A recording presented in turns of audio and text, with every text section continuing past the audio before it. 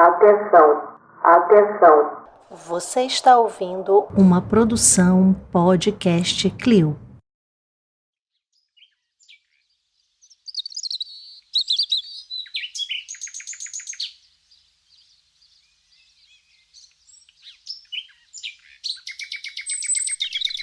Território indígena Yanomami.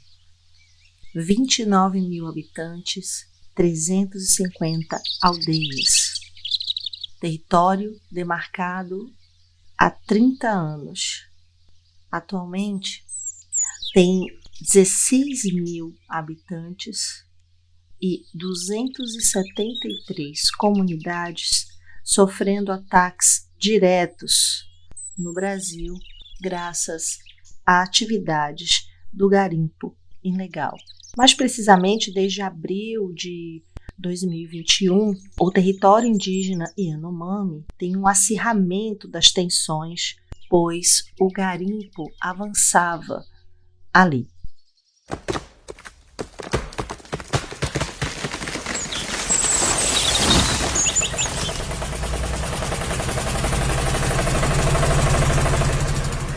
Ouro, cassiterita.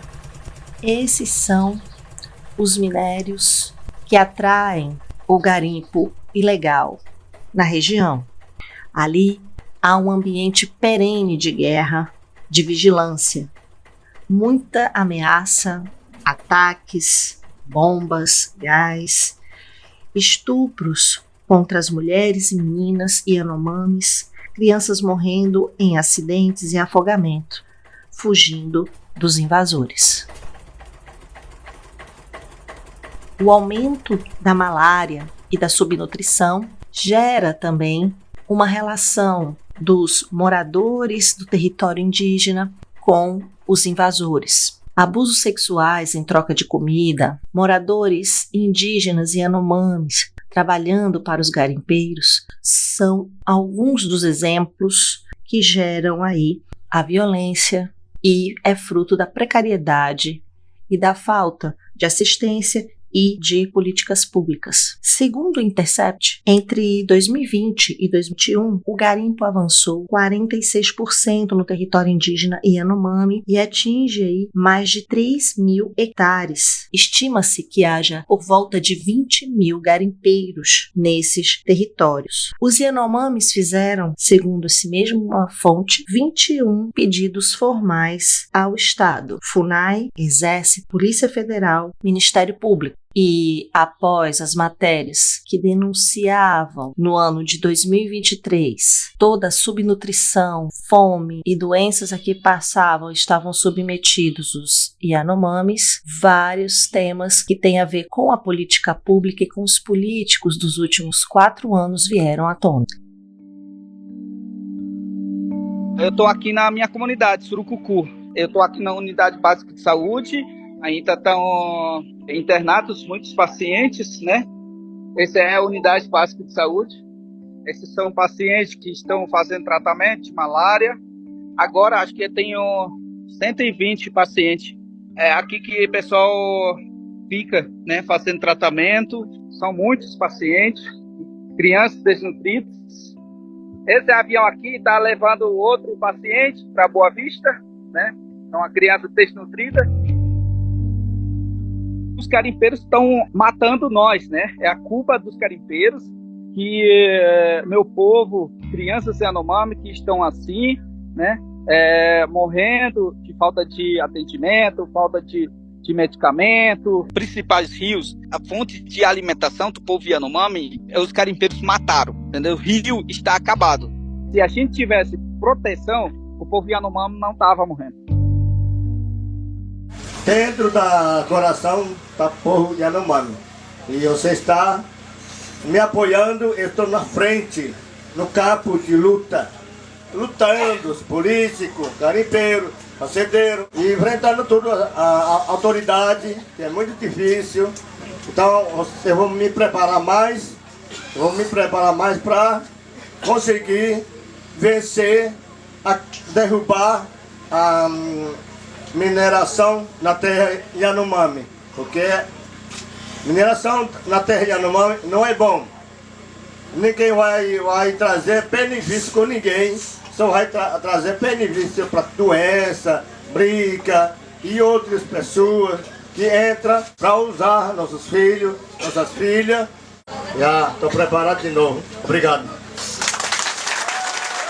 Essas denúncias foram feitas pela Associação Utucara, que é uma associação Yanomami. Inclusive, essa mesma associação está sendo beneficiada com a venda a partir dos direitos autorais, que tem parte junto à editora do livro que vamos trazer hoje nesse episódio, nessa nova temporada do Ficha da Luta. Graças a todos esses ataques, o jornalismo do Brasil, de fato, traz um dado muito importante. Abre aspas. Por causa dos ataques, os povos originários da região tiveram que se revezar em esquemas de segurança. Muitos indígenas não conseguem mais dormir. Fecha aspas. E é sobre isso que nós vamos trazer hoje nesse episódio para você. A relação dos Yanomami com o ato de sonhar, logo com o ato de desligar o corpo, desligar do dia dormindo e, por consequência, sonhando.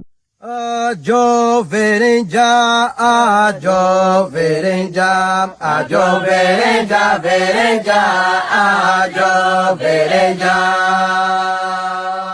A obra de Hannah Limuja é O Desejo dos Outros, uma etnografia dos sonhos Yanomami, uma publicação decorrente da tese de doutorado que ela defende. É um trabalho antropológico.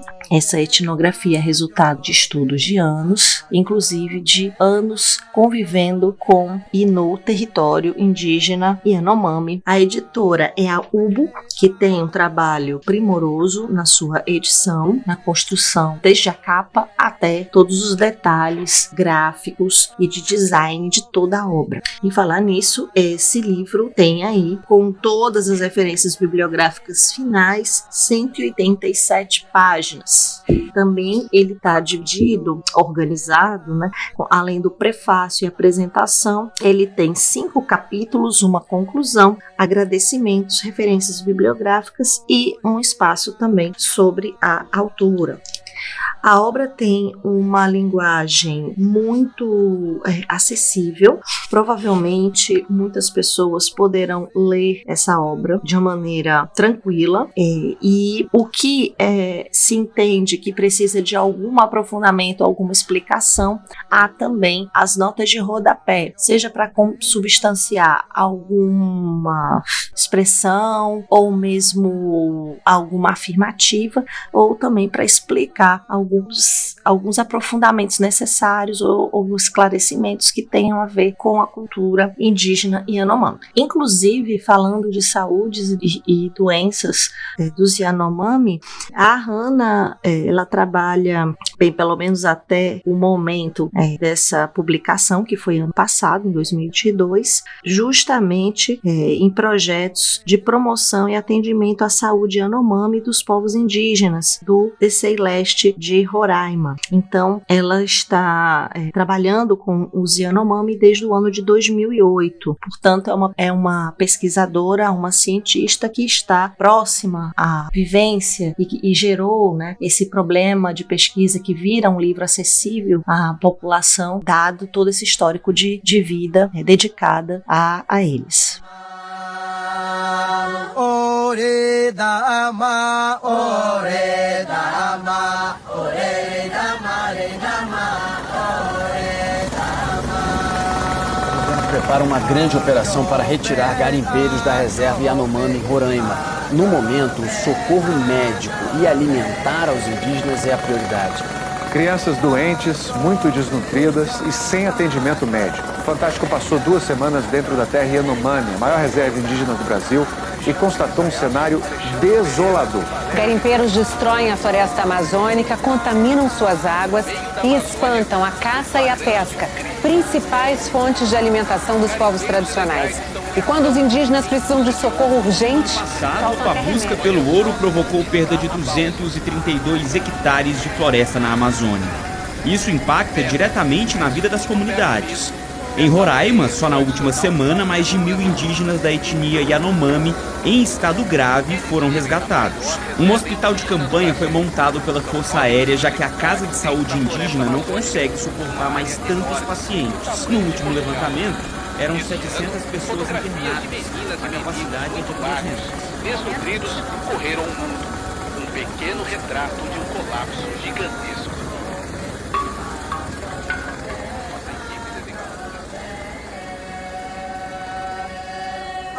Ajo verenja, ajo verenja, ajo verenja, verenja, ajo verenja. Eu sou Vanessa Espinosa e você tá no Ficha da Luta.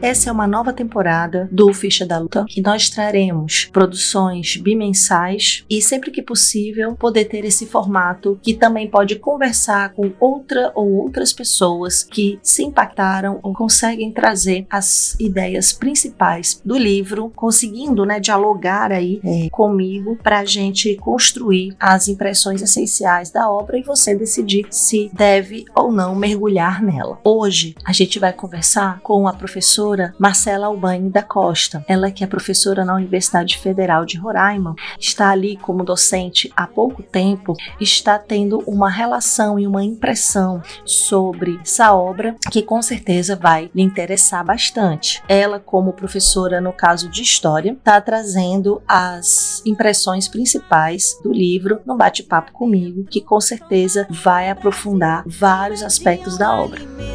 Para os seus filhos tomaram o Brasil.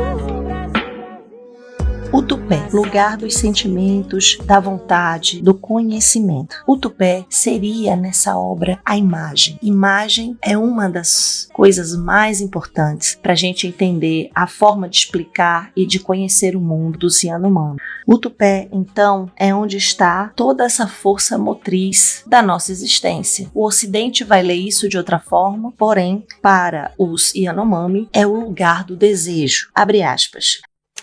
Para que alguma coisa possa atingir o indivíduo, é necessário que ela antes passe pela imagem.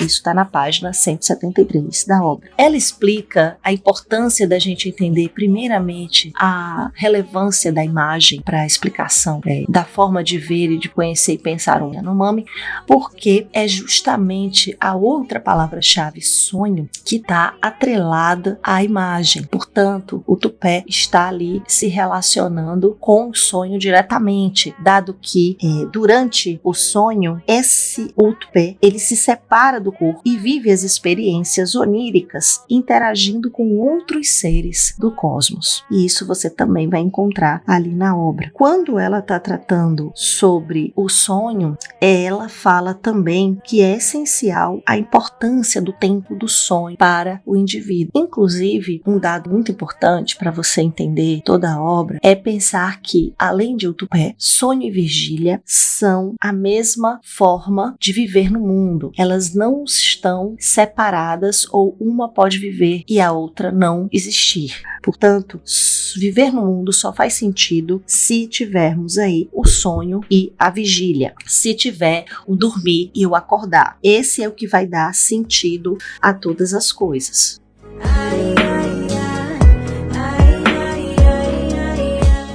Eu quero trazer para você um trecho que está na página 140 da obra, capítulo 4, Requiem para um Sonho, que diz: Quando uma pessoa morre, tudo lhe pertencia deve ser obliterado, a começar pelo nome, que não poderá mais ser pronunciado, sendo essa talvez a primeira e mais importante interdição que existe em relação ao morto. Quando houver pessoas em comunidades próximas com o mesmo nome, dependendo das relações que mantinham com o morto, elas deverão trocar imediatamente de nome. Pronunciar o nome de uma pessoa que já morreu é o mesmo que chamá-la e, portanto, torná-la próxima. Seus pertences deverão ser destruídos ao longo das festas Reaú, que se seguirão no decorrer de um período que poderá durar alguns anos, até que cinzas do morto sejam enterradas em definitivo. Fecha aspas. Eu trouxe esse trecho para você porque essa análise, essa explicação da Hannah se cruza com o nosso presente muito recente em 2023, dado que as redes sociais acabam levando as imagens Yanomami em tom de denúncia e etc, no sentido de ajudar e tudo mais.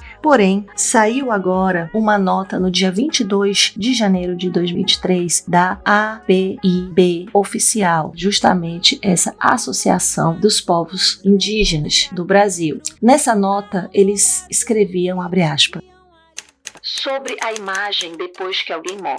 Durante a visita à comunidade Cataroa, nessa última semana, recebemos a informação que a senhora Yanomami da imagem veio a óbito por conta do seu grave estado de desnutrição. Gostaríamos de pedir a todos que evitem, a partir deste momento, o compartilhamento de levar ao mundo a situação drástica, mas por questões culturais, a sua imagem não poderá mais ser divulgada. Na cultura Yanomami, após o falecimento, não pronunciamos o nome da pessoa, queimamos todos os seus pertences e não permitimos que fotografias permaneçam sendo divulgadas. Fecha aspas.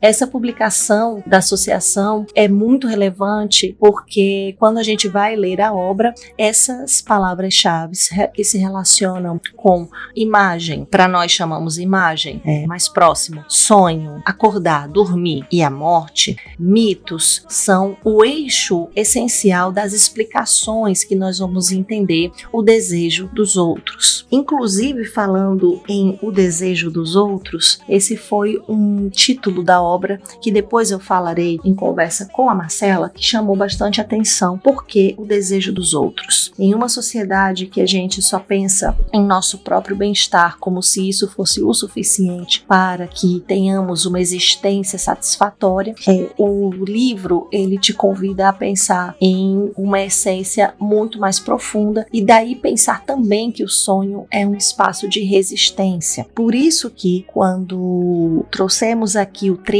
que ressalta a falta de possibilidade de sonhar, a falta de possibilidade de dormir, é um transtorno, porque há também uma falta de possibilidade de estar no mundo, conforme a lógica dos povos Yanomami.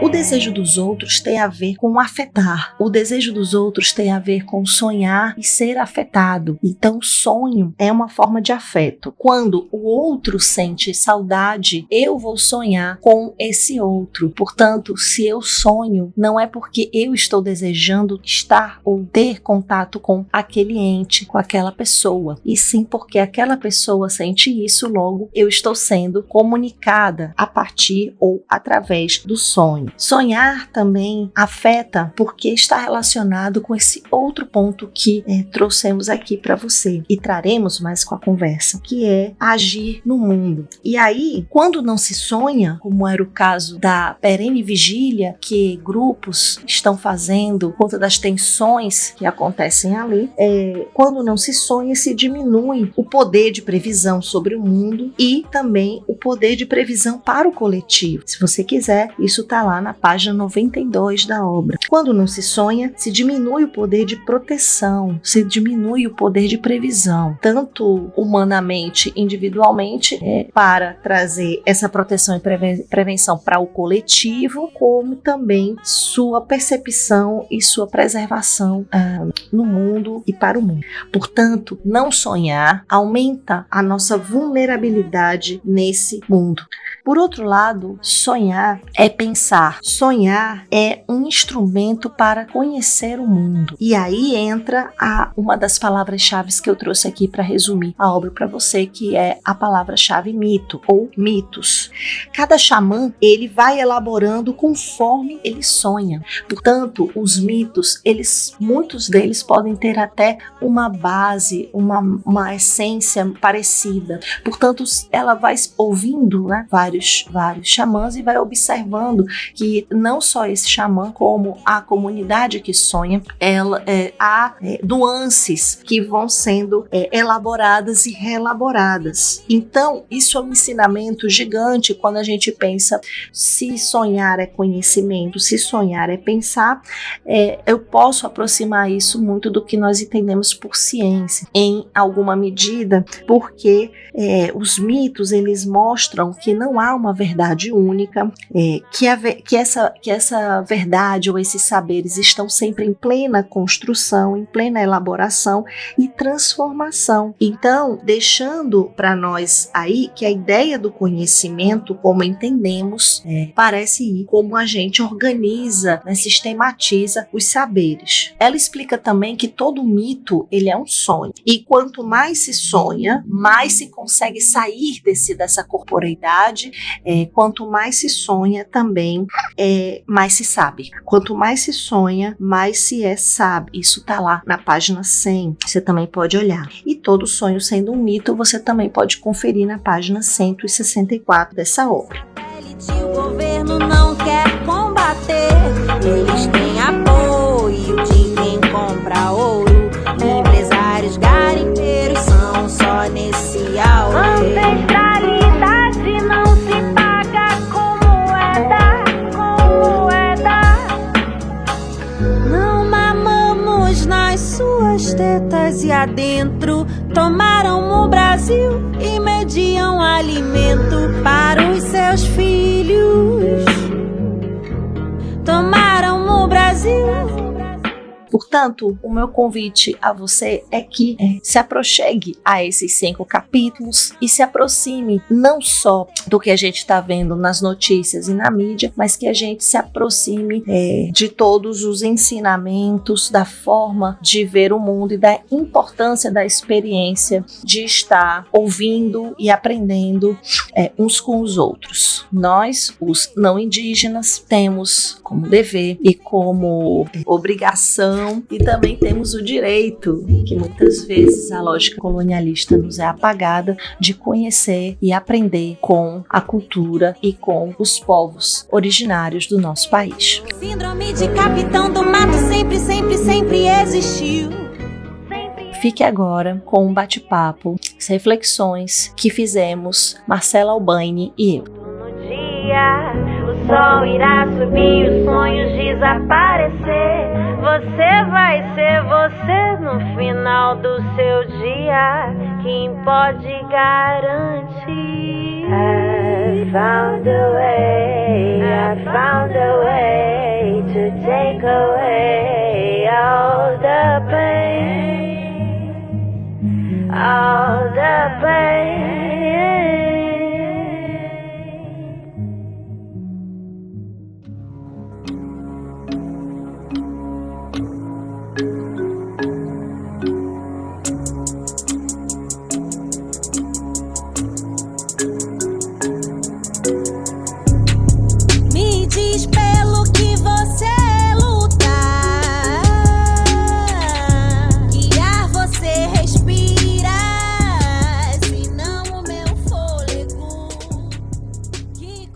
Marcela, querida, bem-vinda ao Ficha da Luta. Nossa estreia não poderia ser melhor. Tudo bem? Tudo ótimo, espero que com você e com vocês que estão nos ouvindo também.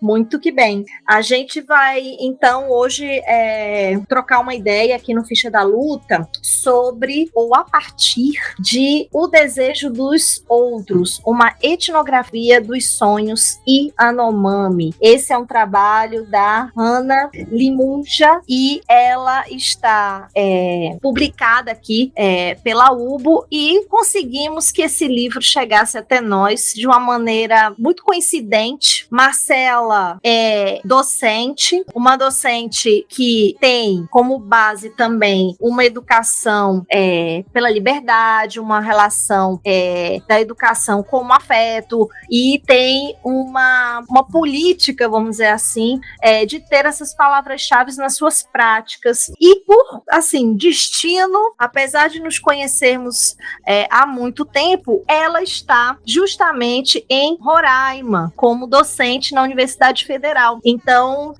foram várias oportunidades do destino que nos uniram.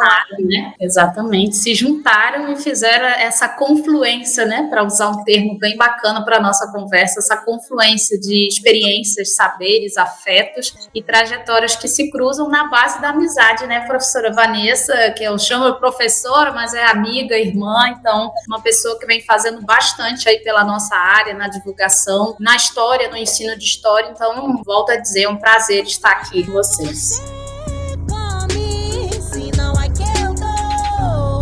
Abra sua mente antes da sua boca, é o Brasil que ninguém vê.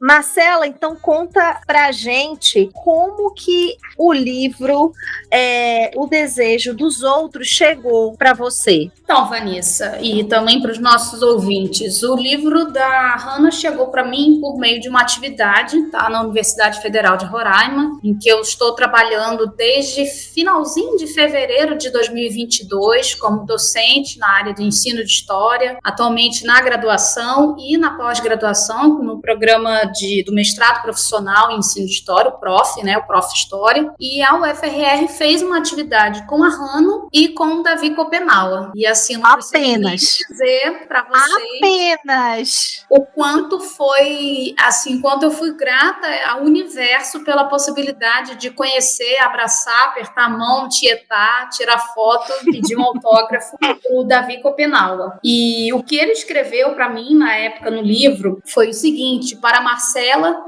flecha para tocar coração não indígena, dia 23 de agosto de 2022. Então, acho que isso resume toda a nossa conversa, né? Essa flecha para tocar coração não indígena, em que a gente precisa, em primeiro lugar, se permitir ser tocado por essa flecha. Isso significa desconstrução, isso significa reconstrução, isso significa abertura para o aprendizado, isso significa a urgência e a necessidade de troca. Então, esse bate-papo, para mim, hoje é uma grande oportunidade de ouvir alguém que realmente ficha, né, que lê, que marca, que estuda, que pesquisa, que dialoga, que coloca isso para frente de uma forma a tocar e chegar às outras audiências. Então, é por aí. Esse livro chegou por meio desse evento na minha querida instituição UFRR. Que massa! Aqui chegou para mim porque eu era assinante do clube de leitura, vamos dizer assim, que chama Circuito Ubo,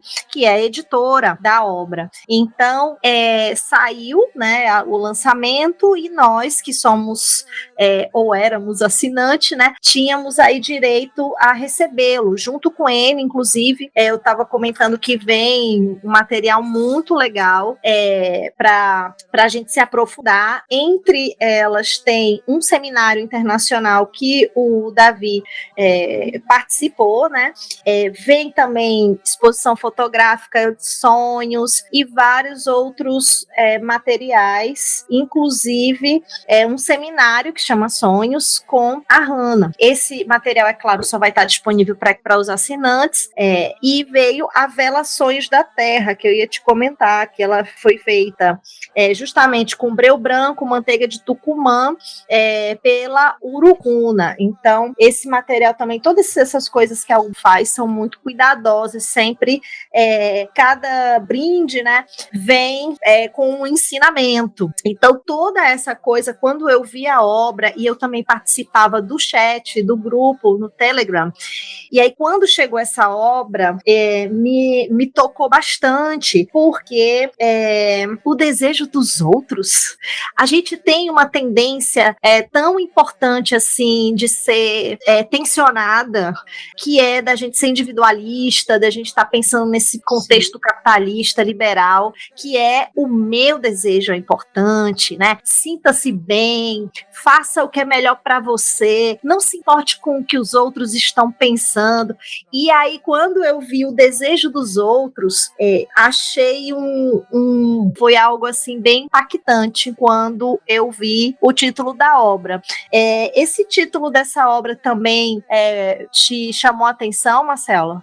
Sim, Vanessa, porque como você bem colocou, o desejo dos outros, pensar sobre esse outro, essa outridade, quem é esse outro e o quanto ao lidar com o diferente, essa ideia da alteridade, lidar com o outro, eu reconheço características em mim e coloco isso nesse processo que a gente conversava anteriormente, da possibilidade da desconstrução. E você falou do título do livro, O Desejo dos Outros, e eu chamaria atenção também para a capa desse livro, né? Se os nossos ouvintes tiverem a curiosidade, a oportunidade de fazer, tira ali 30 segundos olhando para essa capa, o que te vem na mente? Esse desenho, esse jogo de cores que a capa traz, eu acho que ela também é muito simbólica para a gente pensar esse desafio desse deslocamento que a gente, inclusive epistêmico, né? De lidar com a construção de conhecimento a partir de outros paradigmas, de outras bases, né? Não vou dizer fundamentos, mas talvez de outras experiências. Então, estar em Roraima, para mim, no estado de Roraima, tem sido esse exercício dessa vivência diária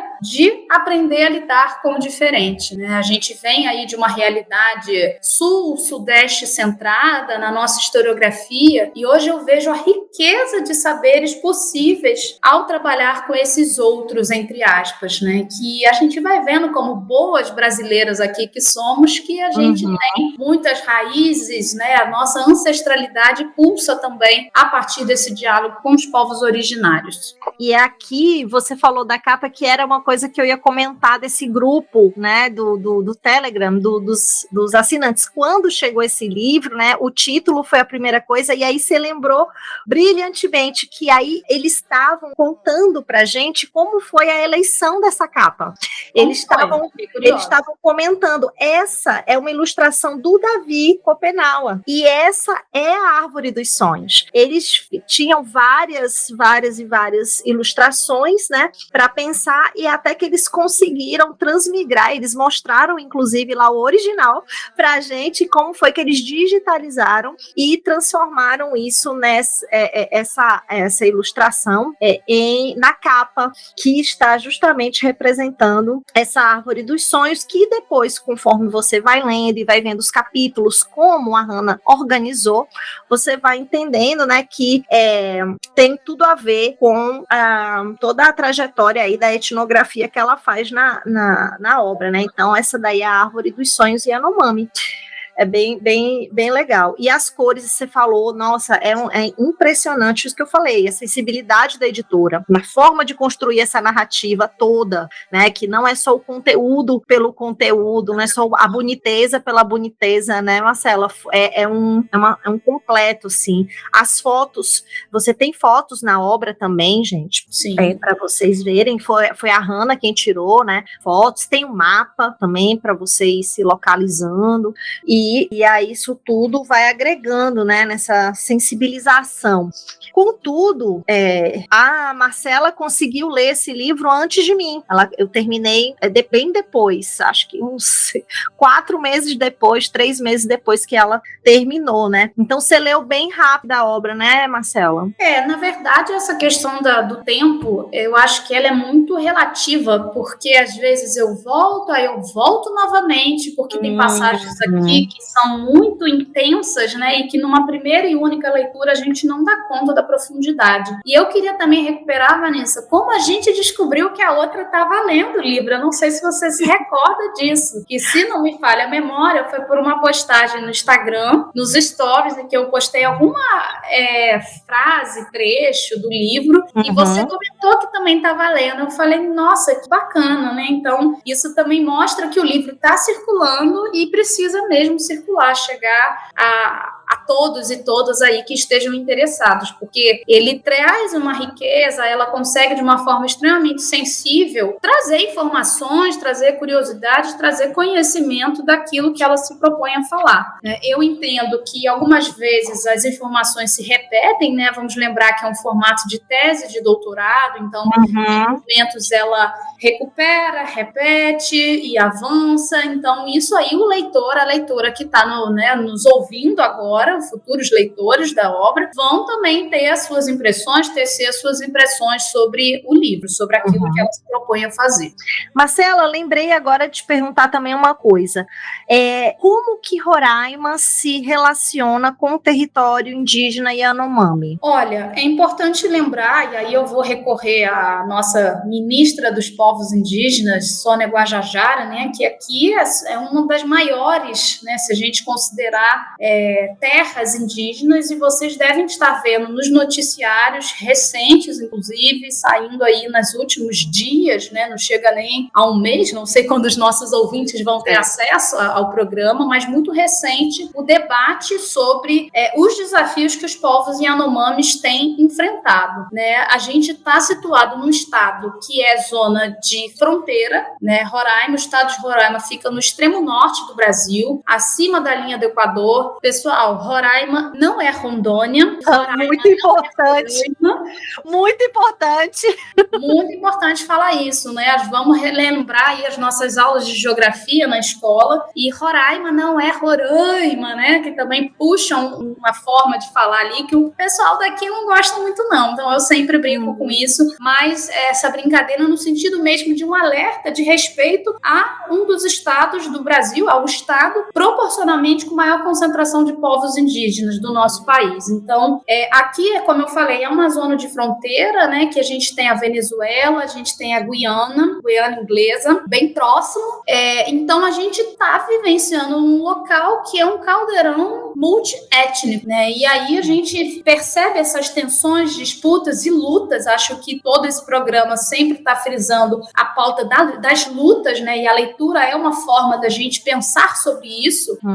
O quanto esse Estado vem lutando, por exemplo, com a questão do garimpo ilegal, né? Que no último governo de Jair Bolsonaro foi responsável pela morte de muitas e muitas pessoas. Então, fica o nosso alerta sobre isso, né? Porque a luta dos povos Yanomamis não é uma luta de uma região do Brasil. A luta dos povos Yanomamis é uma luta de todas nós. Isso eu não tenho dúvidas quando eu faço essa afirmação. Precisa ser de todas nós. Sim. E essa obra, ela é um caminho de recontar e de sensibilizar esse não indígena, seja nascido no Brasil ou na Guiana ou na Venezuela, né? Essa pessoa que não é indígena, como ela entender que isso é uma demanda, não é uma demanda nacional, na verdade, né?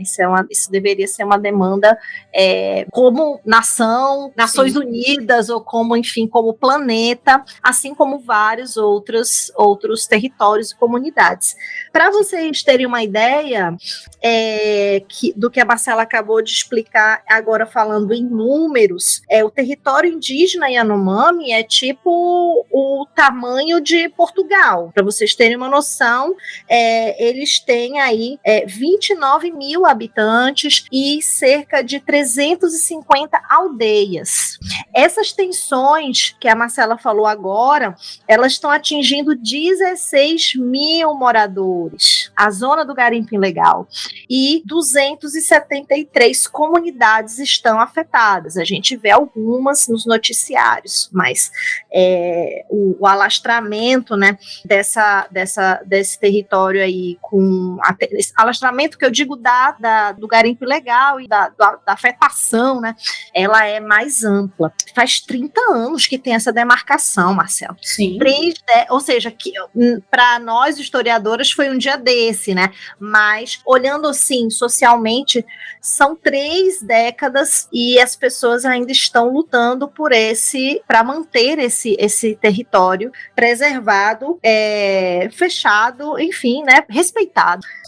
E aí a gente vai entrar na questão das lutas que você falou, que é o caminho que eles encontraram, mas que ainda assim, né, claro, a gente tem aí um exército munido de várias estratégias, que eu estou falando exército numa maneira bastante ampla, né, para a gente pensar aí as estratégias de, enfim, sufocar, de eliminar, né, então a violência é a palavra-chave. Porém, o livro da Hannah não é um convite à violência, né? Ele é isso que eu falei. Ele mostra pra gente como nós estamos ali num lugar tão longe dos caminhos, das formas de conhecimento que o Krenak nos ajuda a pensar, e outras pessoas que estão sensíveis a essas demandas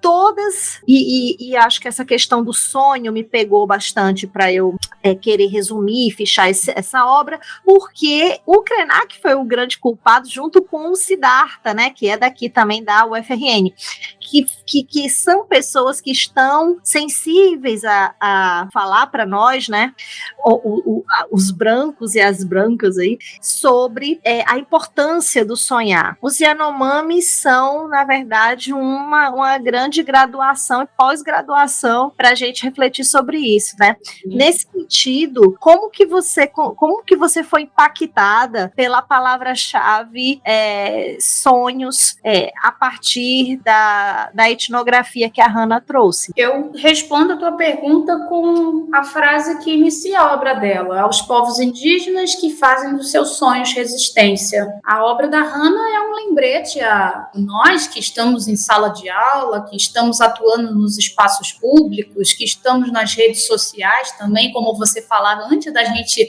formalizar o início dessa conversa, em politizar as nossas redes sociais, esse lembrete de que o sonho é resistência, né? E ela traz, o Ailton Krenak também explica que o sonho não é eu vou dormir e vou sonhar.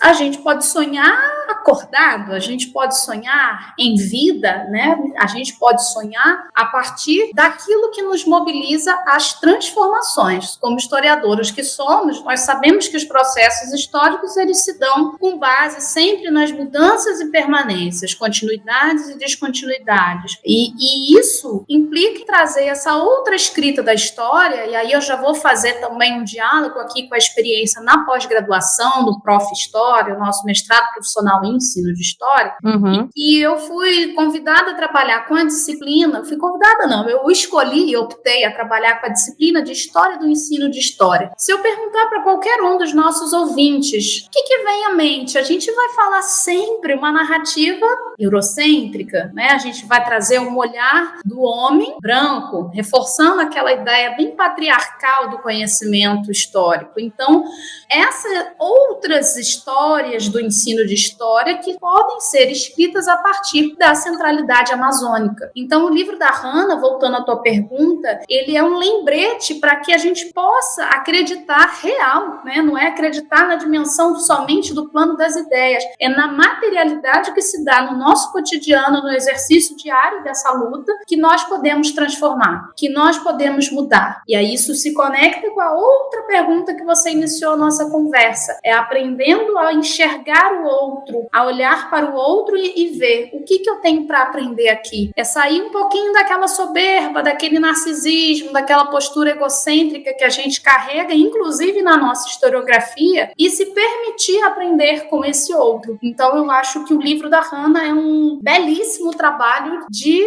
chamar a atenção de que sonho é resistência.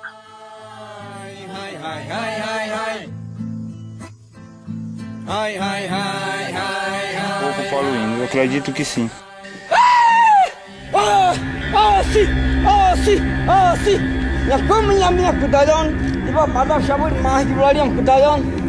Na aldeia de Papiú, as lideranças estão enfurecidas.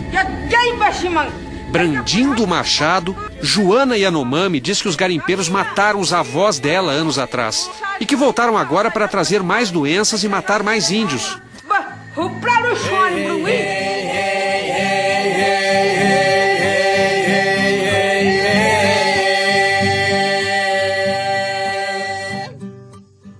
Aqui vai, no primeiro capítulo, a Hannah vai se centrar bastante na visão do Davi, né, sobre várias coisas. E o Schopenhauer, como uma grande liderança Yanomami, né, e tudo mais, ele vai falar sobre nós. Sim. Não só ali, mas, enfim, até a conclusão da obra, ela deixa claro o que os Yanomami falam ou pensam sobre nós em relação ao ato de sonhar. Aqui na página 51, nós que somos chamados de NAPP, nós somos os brancos, ela escreve assim: por não sonharem longe, os NAPP, ou eu não vou saber exatamente a pronúncia, ignoram os pensamentos de outros povos e lugares e, portanto, não concebem outra forma de pensar capaz de ir além daquela que experimentam. É por essa mesma razão que eles não conseguem ver a imagem das coisas e tampouco sonhar a floresta. É exatamente o que a Marcela acabou de falar sobre essa questão de a gente ter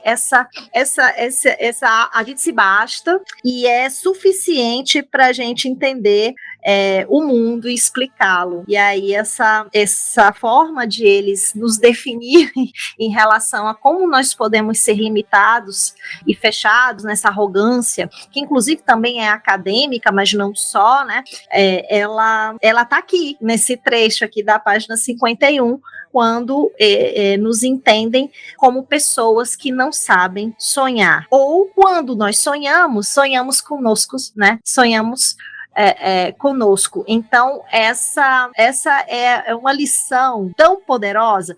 Tanto é que isso também, depois eu vou falar sobre, é ciência. A gente pode estar pensando aqui que a gente está quase fazendo uma filosofia de autoajuda, né, Marcela? Mas não é. Ela está mostrando aqui uma realidade. Quantas vezes nós sonhamos que não seja conosco, ou com, no máximo, sei lá, né, uma pessoa ou outra, mas essa centralidade em que nós resolvemos tudo e que nós sabemos tudo se reverbera também no que nós podemos aí, enfim, ocidentalmente pensar como nosso inconsciente ou nosso subconsciente, quando nós sonhamos.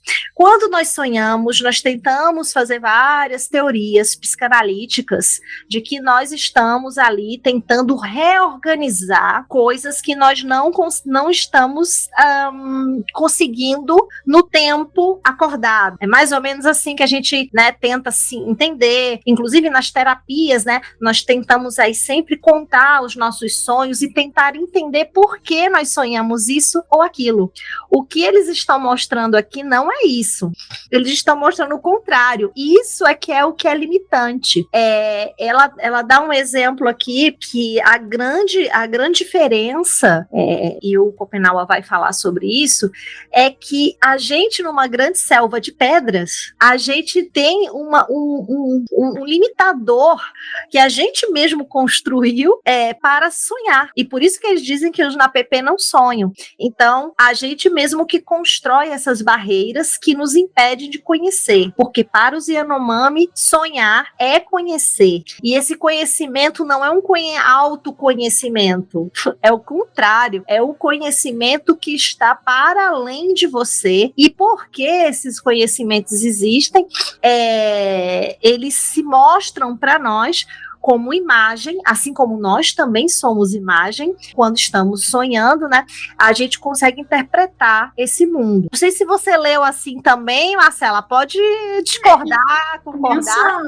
Nessa página que você trouxe, a página 51, tem uma parte que ele fala, né, que o sonho é, por excelência, a forma de aprender dos xamãs e Yanomamis, é a sua escola. Então, veja qual é a concepção de escola que nós temos, como o Ailton Krenak fala no livro Futuro Ancestral, que eu estou lendo ainda, em que essa educação formata o ser humano. E ao invés da gente pensar qual é a pedagogia que poderia surgir a partir da integração com os rios, com as montanhas, com as outras formas de existência que não apenas nossa, né? É muito pretensão achar que nós somos o topo de uma cadeia. Não somos. Nós estamos nesse ser coletivo. Então, o que você trouxe do sonho, Remo, eu fiquei pensando muito sobre isso. O que seria uma pedagogia dos sonhos na concepção defendida pelos povos Yanomamis e também por outros povos indígenas? E vamos lembrar, né, Vanessa, que a gente não pode tornar isso uma coisa única. A gente tem uma variedade linguística, pensar as línguas como um exercício de protagonismo, em respeito à valorização dessa diversidade, dessa complexidade que são os povos indígenas. Então, acho que, como a gente já citou o nome da nossa ministra, Sônia Guajajara, a gente hoje, eu queria chamar a atenção dos ouvintes para pensar essas intelectuais, mulheres que vêm dando contribuições para a nossa ciência, que vêm dando contribuições para essas outras maneiras de pensar, nos ajudando a deslocar da nossa branquitude, assumindo essa postura racista que nós temos e que faz ainda residência, né, nas nossas mentes, nos nossos corações, para que a gente consiga transformar. Então, hoje, né, para quem tiver curiosidade aí, a gente não pode deixar de falar do trabalho, por exemplo, da Joênia Wapichana, que também vem aqui da realidade do estado de Roraima, agora na direção aí da FUNAI. Nós temos também a Célia Chacriabá. Para quem não conhece o nome dela, vale a pena procurar as produções dela, tem muito material interessante, totalmente disponível para que a gente se aproprie e conheça mais a fundo. A gente tem outras mulheres, a Chay Suruí, que eu tive a oportunidade de assistir naquele programa Roda Viva. Eu gosto bastante desse programa, né, que passa na TV Cultura e que atua também junto com seu pai, né? Então, é uma liderança super jovem que está aí mostrando muita coisa importante para a gente, né? A Márcia Mura também, que vem da escrita poética, né? Entendendo o olhar poético como um olhar diante do mundo, que eu acho que dialoga com isso que a gente está conversando aqui dos sonhos. A Julie Dorrico, que também tem uma produção voltada para a literatura infantil ou infanto-juvenil, trazendo esses debates que nós estamos travando aqui para a criança, para o jovem, que a gente possa apresentar isso aos nossos filhos, aos nossos alunos, às crianças e jovens que nós conhecemos. Entre outras, né, Vanessa? Tem uma infinidade de gente aí que vem contribuindo, né? A Hannah, que reconhece o seu posicionamento de mulher branca, a jornalista Eliane Brum, que também fez um trabalho maravilhoso num outro livro chamado Banzeiro. E aí, será que o pessoal que está nos ouvindo sabe do que se trata o banzeiro? A nossa vida é um banzeiro, que é aquele momento que o rio tá bravo, né? Que vai naquela ginga e que muitas vezes, se a gente não respeita, a gente não se dá muito bem, não, porque vem com a ferocidade ali imensa e intensa. Então, tem muito material bacana, Vanessa, muito material bacana para estudar. E eu esqueci... Antes que eu esqueça, o banzeiro, se eu me lembrei na hora, eu vou até pedir, toca aí, Gustavão, banzeiro da Dona Onete, por favor. Adoro, sim.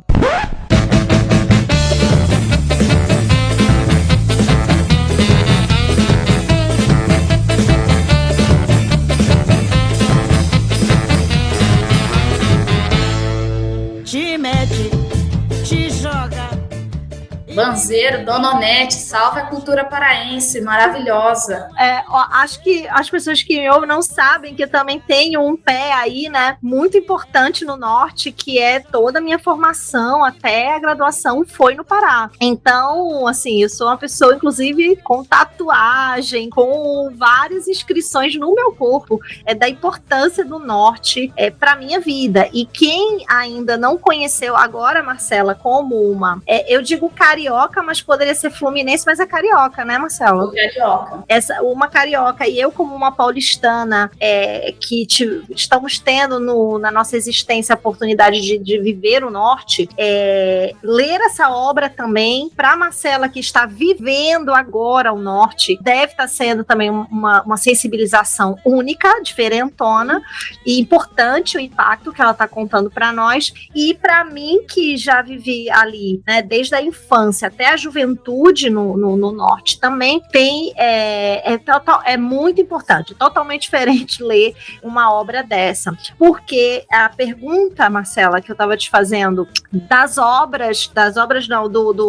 de como Roraima se relaciona com a terra indígena, com o território indígena Yanomami, é porque ali tem uma presença muito poderosa, né? Como eu falei, para as pessoas terem uma ideia, é tipo do tamanho de Portugal, né? Um Portugal dentro dali, né? Do que seria o nosso país no norte. E aí, pensando nisso, o Pará, por exemplo, tem uma relação importantíssima com a cultura, com a ancestralidade e tal, mas eu sempre tendo a achar que aí, em Roraima, seria uma leitura muito mais forte dessa relação com a cultura indígena, sabe? Sim. Não sei se eu tô viajando ou não, por isso que eu tô perguntando também, né? Porque eu não conheço. Eu acho que tem alguns pontos que aqui o estado é um estado bem menor do que o Pará. A cidade de Boa Vista, onde eu resido, que é a capital do estado de Roraima, é um lugar em que a gente é uma capital com ar de cidade do interior, pequena, que ainda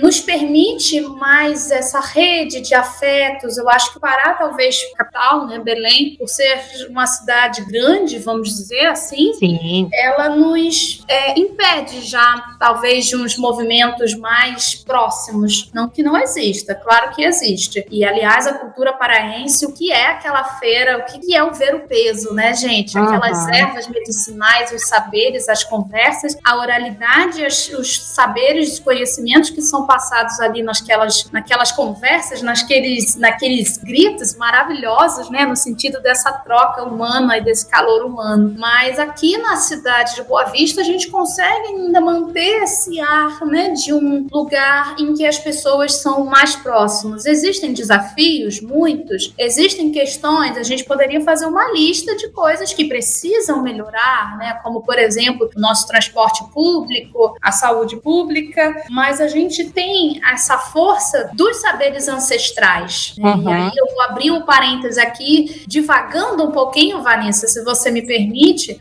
mas ano passado, quando eu tive, por exemplo, um acidente de uma queda da rede, eu me curei também nos saberes da floresta, tomando mastruz com folha de algodão, aonde há um ano atrás, na minha sudestinidade, eu iria ouvir falar, saber, conhecer. Então, existe um conhecimento que é passado e que chega até a mim, inclusive por meio dos meus alunos. Então, eu te pergunto, quem é aluna dessa relação? Então, eu estou aprendendo muito mesmo. É apaixonante. Se joga nesse banzeiro e vem.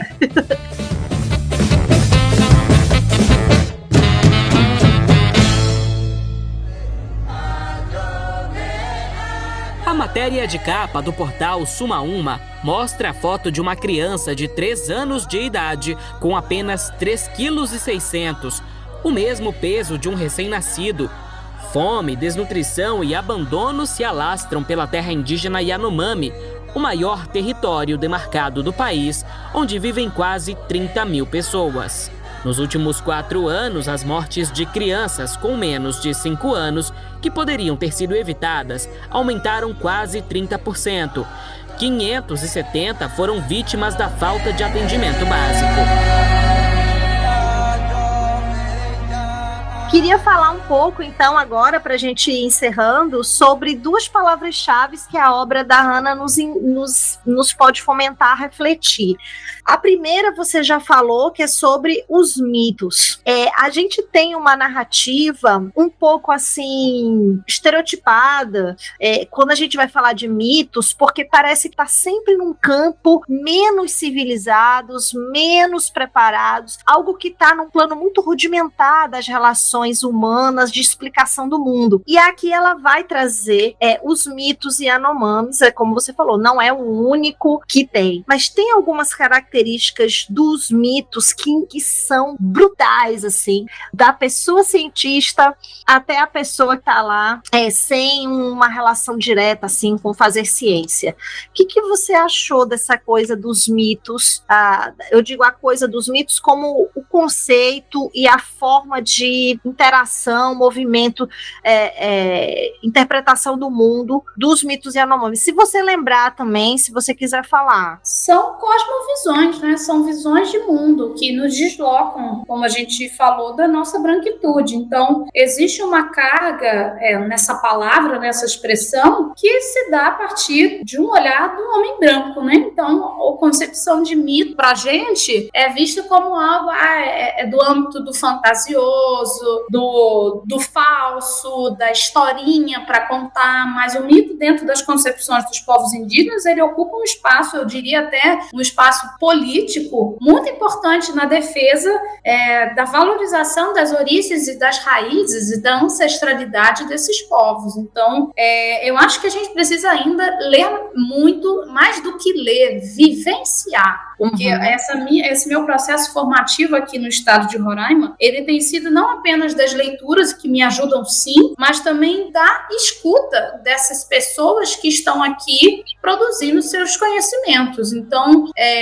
no último final de semana, eu fiz uma visita muito interessante até a região rural de Boa Vista, em que eu pude conversar com as camponesas do lavrado. São mulheres, todas mulheres, que lavram a terra, que estão ali produzindo alimento, que vem estudando sobre, que vem partilhando também os saberes que trazem. E elas muitas vezes ouviram que elas iriam morrer de fome, uma terra de fartura de alimentos. Então, a quem interessa, não é esse discurso, as bizarrices, e aí você me permite o termo, eu acho que é bizarrice mesmo, de a gente ligar a televisão, abrir os noticiários e ver aquelas imagens das crianças Yanomamis desnutridas, gente, num país como o nosso, de uma riqueza imensa. Então, eu entendo que a gente precisa ainda conhecer essas concepções sem o nosso olhar julgador, sem o nosso olhar branco, sem eu posso estar sendo talvez ilusória, né? A Eliane Bruno, no livro do Banzeira, ela reconhece e faz esse exercício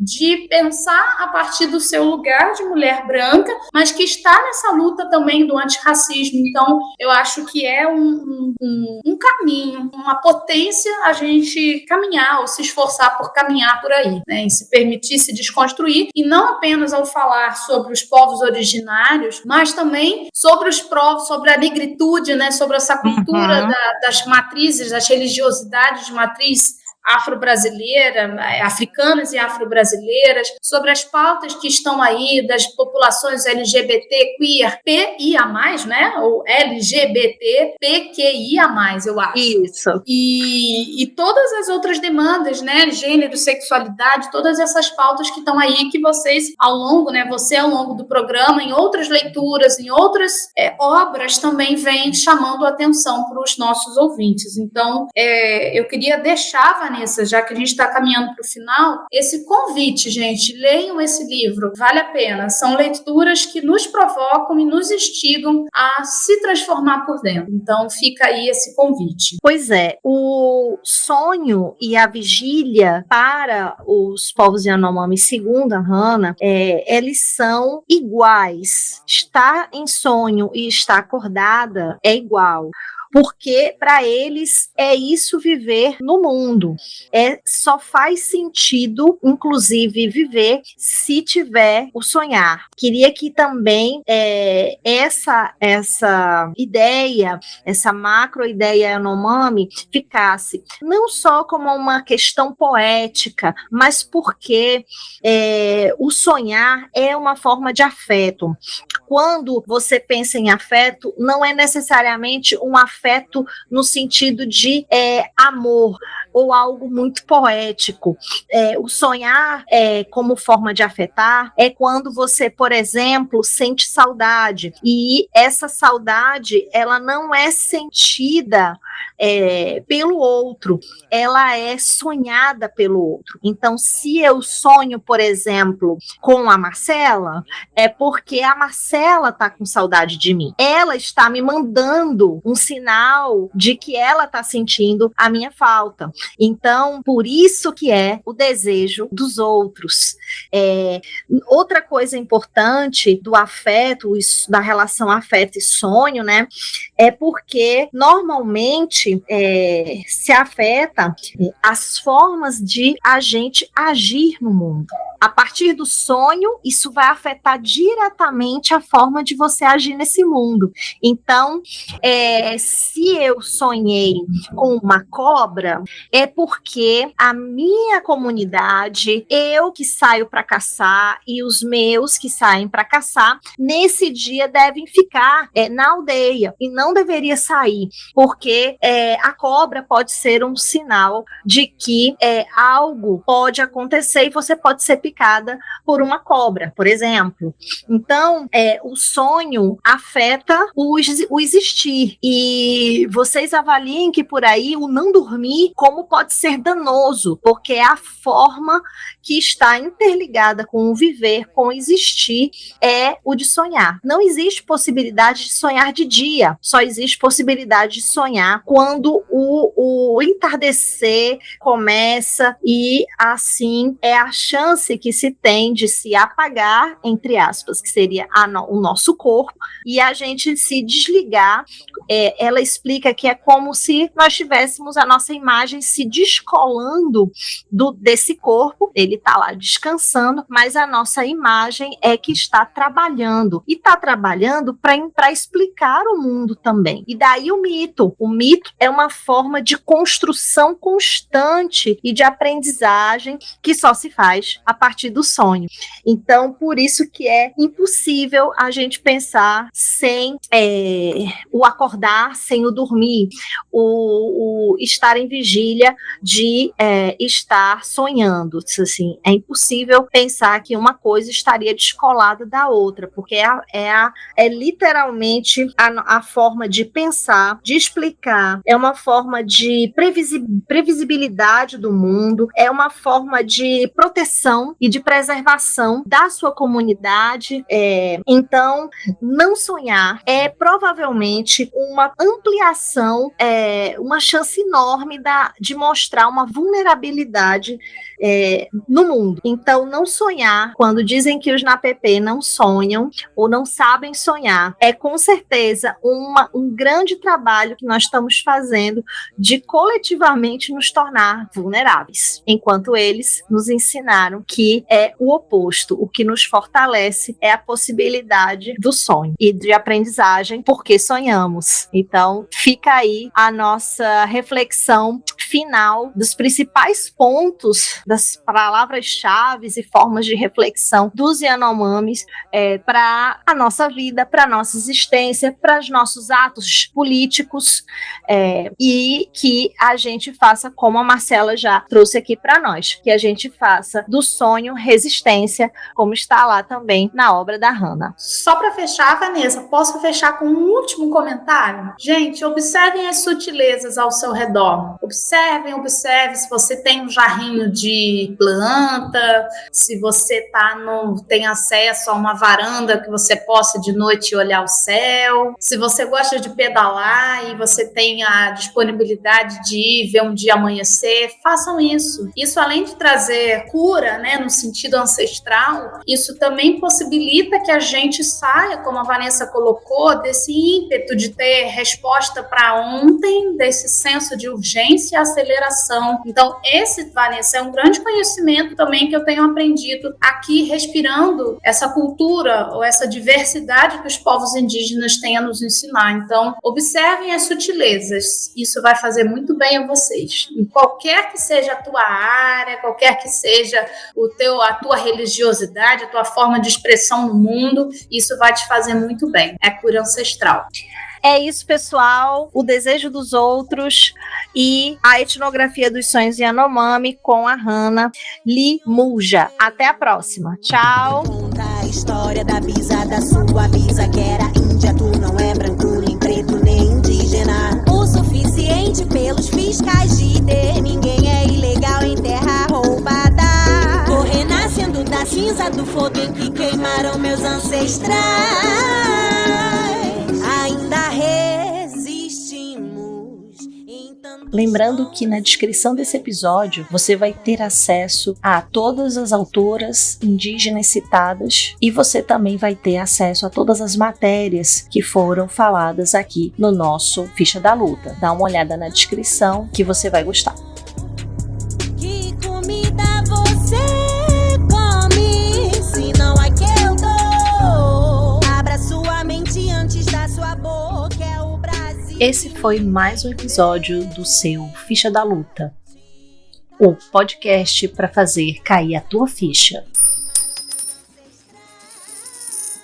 Essa produção do podcast Clio existe porque nós temos financiamento coletivo. Se você gosta do conteúdo do nosso coletivo, então anota aí a novidade. Estamos no padrim.com.br/Clio Podcasts. Lá você vai encontrar recompensas bem legais e a sua contribuição pode começar até por apenas R$1. Corre lá e dá uma espiada. Caso você considere apoiar esse projeto, eventualmente também temos uma solução para você. É o pixdaclio@gmail.com. Tudo isso vai estar disponível na descrição para você. Ou azul com as mãos manchadas de vermelho. Vejo meus filhos se perguntando se você os matam, se eles se matam. Se você os matam, se eles se matam. Primeiro.